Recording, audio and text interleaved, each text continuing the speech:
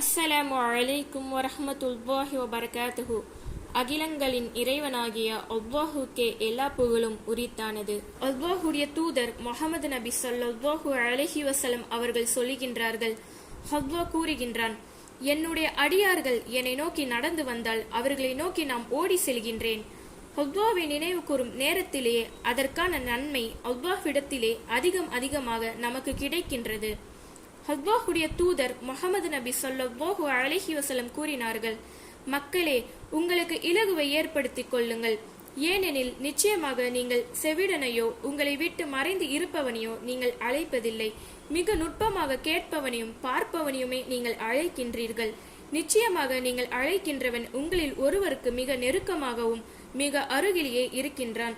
ஆகவே திக்ரு செய்யக்கூடிய நேரத்திலும் துஆ கேட்கக்கூடிய நேரத்திலும் நாம் மௌனமாக முறையிலே அல்லாஹ்விடத்திலே கேட்க வேண்டும்.